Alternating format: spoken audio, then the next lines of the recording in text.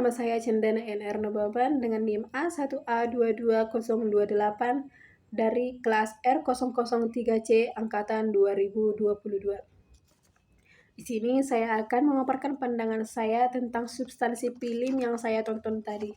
Di sini filmnya lebih menuju pada pemilu tahun 2024 ini. Kita sebagai rakyat atau saya sebagai mahasiswa penting mempunyai peran strategis dalam kehidupan sosial dan politik terkhususnya di Indonesia. Kita tidak hanya saja menjadi anggota pemilih, tetapi kita yang akan menentukan pemimpin kita di 5 tahun yang akan mendatang. Di sini kita harus jeli untuk memahami pendapat, gagasan, dan visi misi yang akan layak untuk dijadikan pemimpin Indonesia pada 5 tahun berikutnya. Sejatinya rakyatlah yang menentukan pemimpin Indonesia siapa yang layak bagi negaranya. Akan tetapi tidak menutup kemungkinan bahwa rakyat banyak yang diusung oleh para pasangan calon untuk melakukan kecurangan politik. Tetapi perlu kita garis bawahi di sini saya tidak menjudutkan atau condong pada salah satu pasangan calon. Setiap warga negara Indonesia memiliki hak dan kewajiban atas hak pilihnya.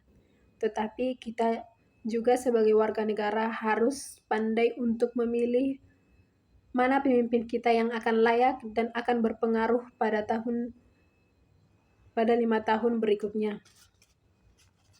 Dalam substansi film yang saya tonton, banyak sekali percikan yang mungkin akan menjadi percikan kecurangan. Akan tetapi, kita harus melihat dari berbagai pandangan agar kita tidak diprovokasi oleh pendapat sebelah pihak. Di sini kita lihat bahwa tim sukses setiap pasangan calon lebih menggebu-gebu daripada pasangan calon tersebut. Saya tidak menyudutkan salah satu pasangan calon.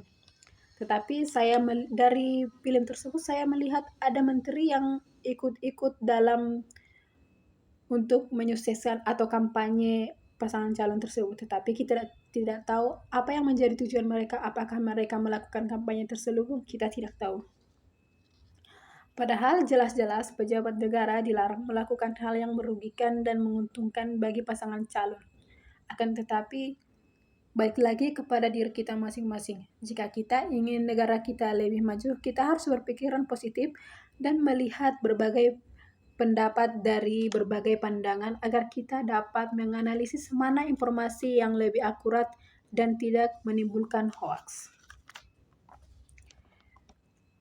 Nah, poin yang kedua di sini saya mengaitkan pada pemilu 2024 ini dengan pentingnya literasi digital.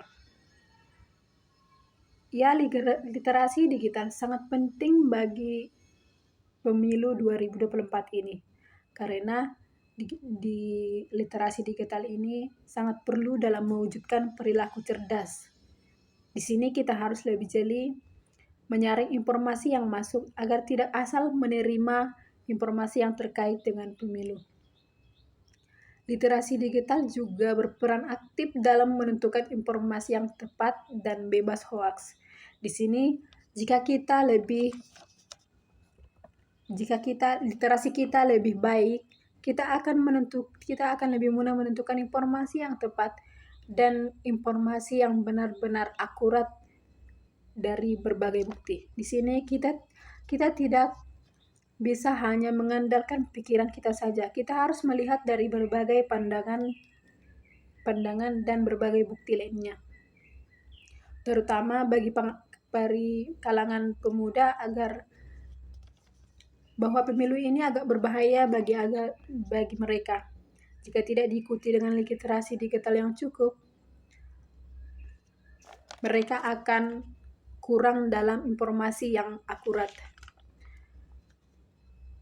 Apalagi negara kita ini diketahui bahwa para bakal calon pemilih sebagian besar didominasi oleh kalangan muda.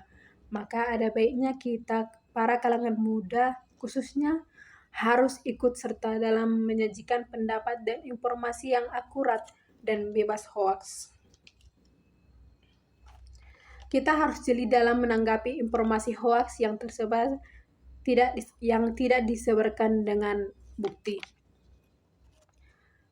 Kita harus berperan aktif untuk memajukan negara kita ini dengan memikirkan bahwa pandangan pendapat harus kita harus kita dapatkan melalui beberapa bukti, tidak hanya dengan omongan saja.